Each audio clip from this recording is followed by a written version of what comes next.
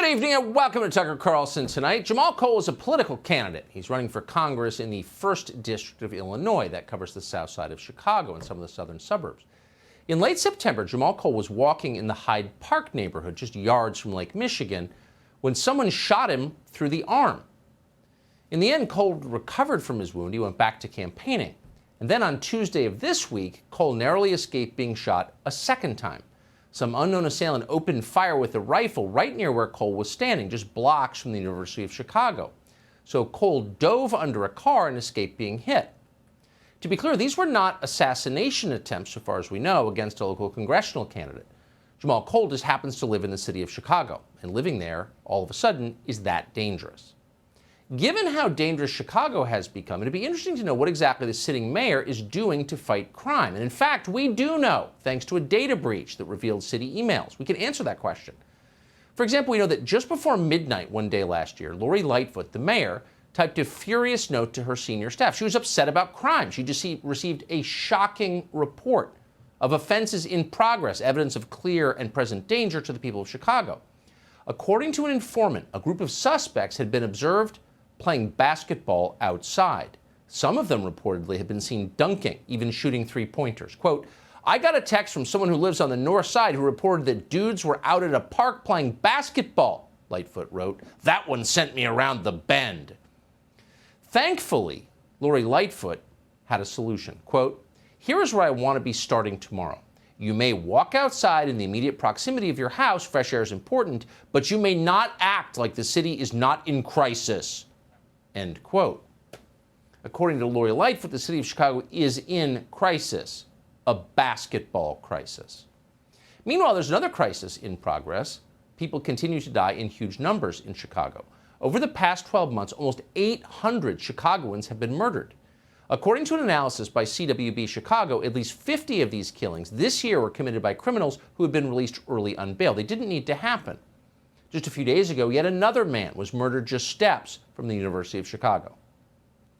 Chicago police say it was just before 2 Tuesday afternoon. The victim, a 24-year-old man and recent University of Chicago graduate, was killed. Police say the man was walking on the sidewalk at Ellis and 54th Place when the armed offender got out of a dark-colored vehicle, demanded the victim's belongings, then shot him in the chest. There were actually 2 shootings in Hyde Park Tuesday, the first around noon near 53rd and Harper. No injuries reported, but congressional candidate and community activist Jamal Cole writing on his Facebook page that he was nearly struck. Quote, "Today I thought I was going to die because I saw blood coming from my neck, thinking I was shot again. Fortunately, it was a scrape from diving under a car." Shot again. Just a day in the life of a congressional candidate in the city of Chicago. By the way, the name of the murdered University of Chicago graduate was Dennis Zhang. He was 24 years old. He was killed in an armed robbery. Apparently, he handed over what he had, but they murdered him anyway in the middle of the day. He is the 3rd University of Chicago student to be murdered this year. In July, a 20-year-old called Max Lewis was hit in the back of the neck by a stray bullet as he was sitting on a subway train. In January, a 30-year-old graduate student was killed in a shooting spree that killed several other people, including a 15-year-old girl. The University of Chicago is now so dangerous that the school is offering free Lyft rides to students 7 days a week so they don't have to mix with the local population. That may keep them from getting killed, but it is hardly a solution to the problem.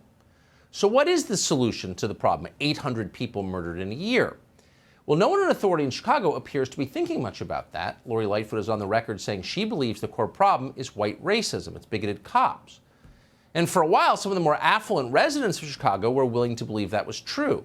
In last year in September, for example, University of Chicago students, encouraged by faculty members, surrounded the home of the school's provost. They occupied the street in front of her house. They shut down traffic for an entire week. They demanded disarming and disbanding the school's police department. Now, in one of those twists of irony you really have to pause to savor, those students are demanding chaperone rides home because their classmates are getting murdered because the policies they advocated for result in death. So this might be a perfect moment for those kids and the adult nihilists who pushed them to do what they did to admit they were completely wrong and learn something. Cops are not the problem. Have they conceded that? Not that we're aware of. Nor have the city officials who banned cops from conducting foot chases admitted that what they did resulted in the deaths of citizens. We've been watching carefully, and as far as we can tell, only one person in authority at the University of Chicago understood what was happening at the time and said so. He's a professor called Harold Uhlig.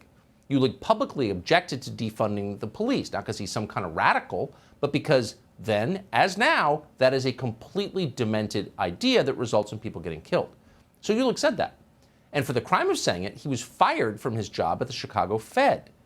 The University of Chicago began an investigation into him for his thought crime.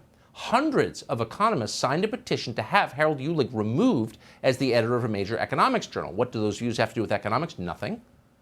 But they joined the mob anyway. One of the jackals in that mob, by the way, was none other than Janet Yellen. You may recognize the name because she's now our Treasury Secretary. Yellen wrote this Soviet little statement at the time, quote, "It would be appropriate for the University of Chicago, which is the publisher of the Journal of Political Economy, to review Uhlig's performance and suitability to continue as editor," because he opposed getting rid of the police. To this day, notably, Janet Yellen has never retracted that statement or apologized for joining the mob to hurt an innocent man for telling the truth. That's fine with her. It's fine with her now.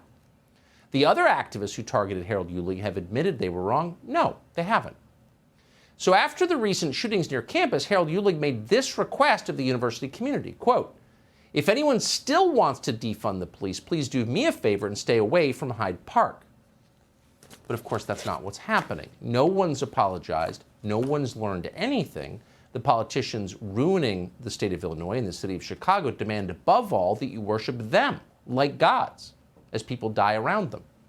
As it happens, by the way, all of this killing is happening very close to where former President Barack Obama is building a massive, unprecedentedly large shrine to himself, known euphemistically as a presidential library. Total cost of this project, at least $830 million, nearly $1 billion, to celebrate Barack Obama. Just in case you're wondering what the definition of malignant narcissism is. How much money is that? Well, for perspective, it's nearly half the entire budget of the Chicago Police Department to celebrate Barack Obama, who lives in Martha's Vineyard and Hawaii, not Chicago, who is worth tens of millions of dollars, not one of which he's given to help anyone who actually does live in Chicago. But we don't mean to pick on Obama. He's hardly alone.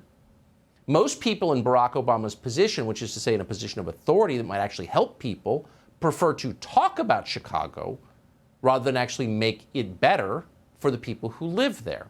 Hey, Sean Hannity here. Hey, click here to subscribe to Fox News YouTube page and catch our hottest interviews and most compelling analysis. You will not get it anywhere else.